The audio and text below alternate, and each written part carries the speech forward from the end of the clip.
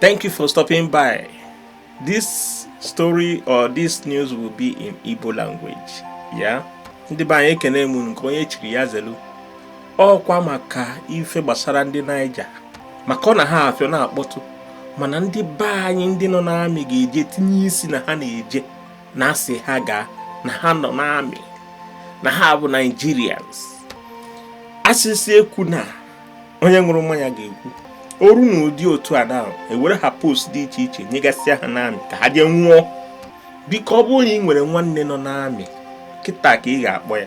Ọ bụrụ na unu anaghị ekwu, ọ bụrụ na ị naghị akpọ bebi for biko eji m afa Chukwu ayọ gị wit ihe onyonyo ana m ayọ gị kpọọ ụmụnne gị nka ya ememe n'i vidiyo.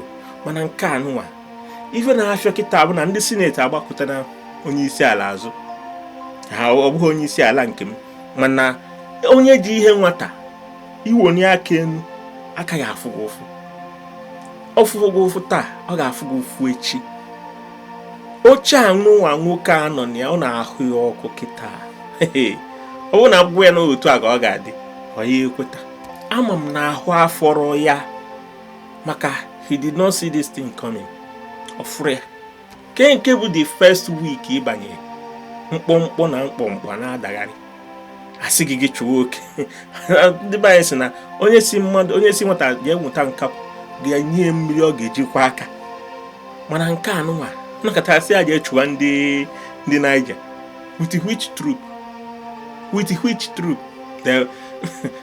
ndị ya si ha ga-ejide ndị Boko Haram na-alahụ ụla n'ụzọ.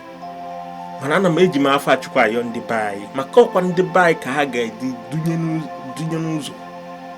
Ha na ha amachi na parade gbara aka na-achụ ndị bụ gịnị ya bụ gwa ụmụnne gị ịfụnanya ya na ana na-eche ka ha nye ndị asị Nigerian Senate reject Tinubu's troop deployment plan.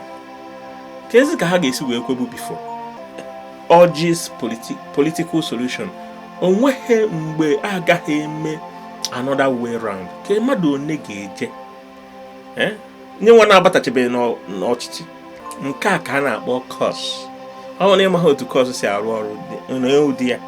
Ichidekwa ha n'ihe mmadụ mistake left and right and center na-abịa.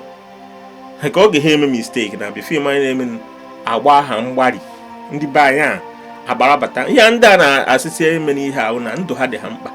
Maka nwa obere ihe emekwa ha na nke Naijiria na-adị ka ya asị kerezi na-adịgo fuel dị na anọ redi n'ọdị ọsọ ịmụ ya ọkụ sham Naijiria enwuru ọkụ and the youth ga-esi esonye aka. Ndị youth niile efuru kịta ha ndị be anyị nwe ka ha si eme ha ga-eso jee tụọ be Tinubu aka. Sineti niile na-efucha be ha niile ga-enwe ọkụ. Ndị amị niile ga-agbakọta ha azụ ha ma. So ka anyị nebe anya sọsọ nna ayọ ndị nke anyị bụ ka anyị gwa ụmụnne anyị nọ n'amị ha na-ewekwa ha duu ka ọ dị.